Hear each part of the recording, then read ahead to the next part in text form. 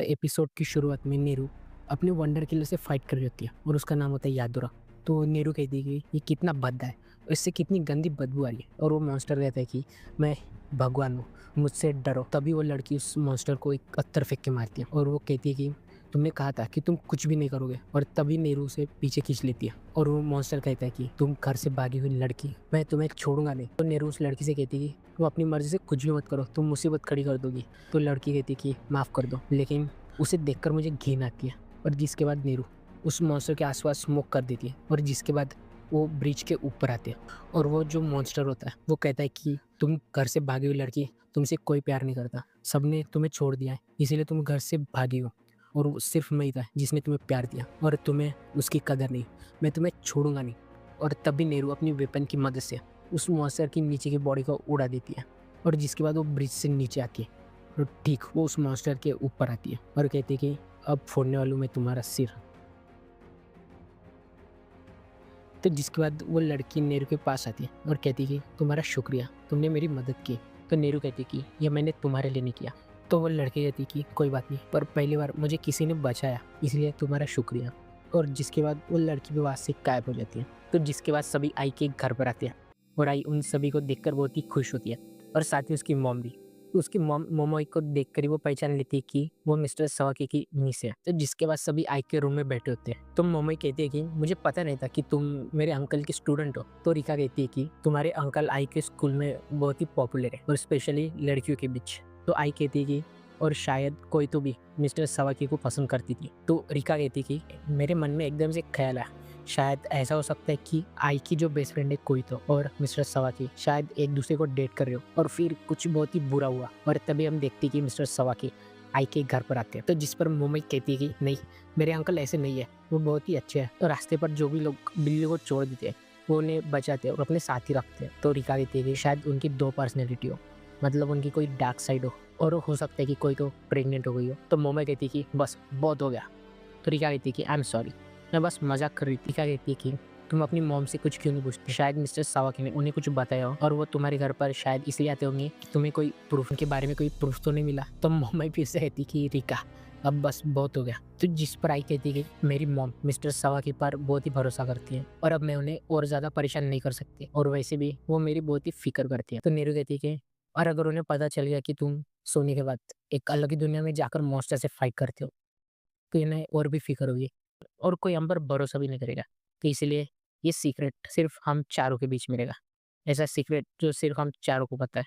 तो जिसके बाद हम एक पास का छोटा सा सीन देखते हैं जहाँ पर आई बैठी होती है और मिस्टर सवाकी आई का स्केच निकाल रहे होते हैं, और वो कहते हैं तुम्हारी आंखें बहुत ही सुंदर है, और जब तुम इस स्केच को देखोगी तो तुम्हारे अंदर एक कॉन्फिडेंस आएगा। जिसके बाद आई और कोई तो पुल से घर जा रहे थे, और जो कोई तो होती है वो कहती है कि मैंने सुना है कि मिस्टर सवाकी नेक्स्ट एग्जीबिशन में पार्ट लेने वाले हैं, और उन्होंने कहा है कि वो इस एग्जीबिशन को किसी भी तरह जीतना चाहते हैं, और जिसके बाद वो एक पेंटर बनना चाहते हैं। तो आई कहती कि शायद वो मेरी पेंटिंग बना रहे हैं। तो कोई तो कहती कि अगर तुम नहीं करना चाहती तो तुम उन्हें मना कर दो, मिस्टर सवाकी का फ्यूचर इस पर टिका है। तो अगले दिन आई देखती कि मिस्टर सवाकी कोई तो का स्केच बना रहे होते। तो जिसके बाद प्रेजेंट में सभी आई के रूम में बैठकर गेम खेल रहे होते। तो रिका कहती कि काश मेरी मॉम तुम्हारी मॉम की तरह होती।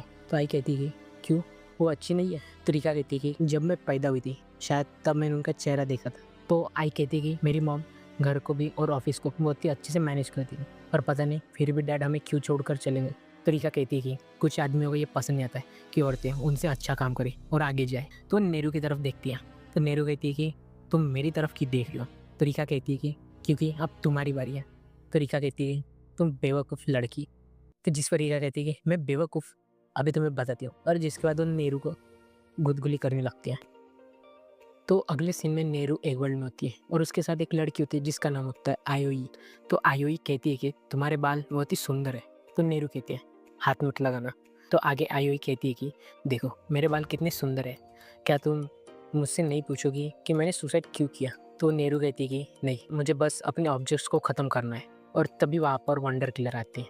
वो 3 वंडर किलर होते हैं जो एक के ऊपर एक होते हैं।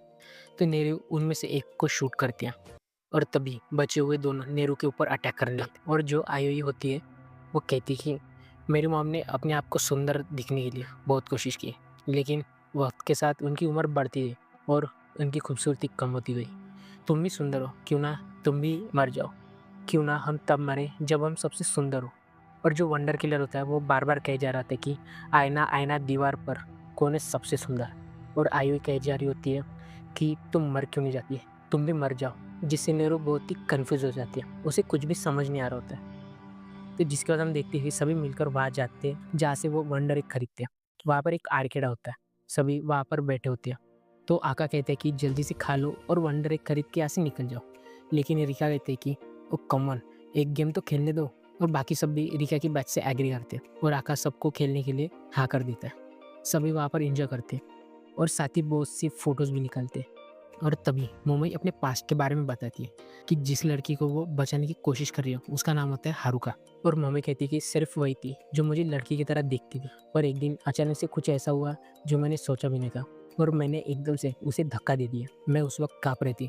और जिसके बाद रिका कहती है कि ये बातें छोड़ो, यहाँ पर और भी गेम्स है, उससे खेलते हैं।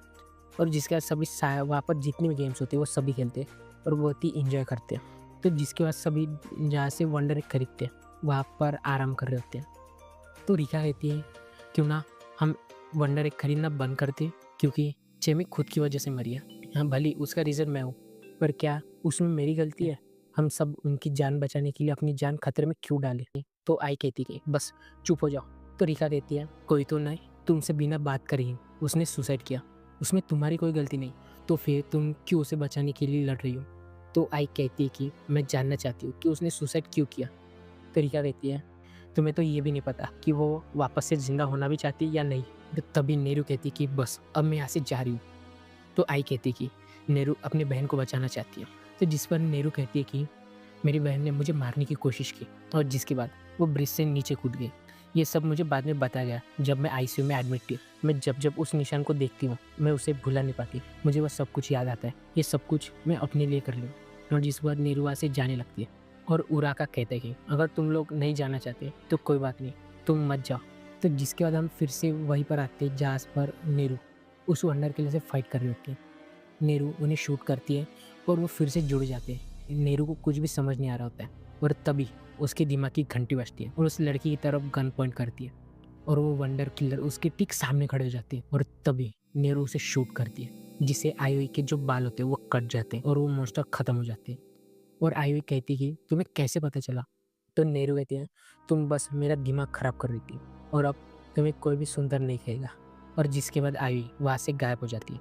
अगले सीन में नेहरू फिर से एक खरीदते हैं और जिसके बाद बाकी सब भी एक खरीदने के लिए वहाँ पर आते हैं। और तभी उराका कहता है कि अगर तुम किसी को कुछ ना करने के लिए कहो तो उस बात को ज़रूर करता है, जिस पर आका ज़ोर ज़ोर से हंसने लगता है। और इसी के साथ खत्म होता है एपिसोड नंबर 5।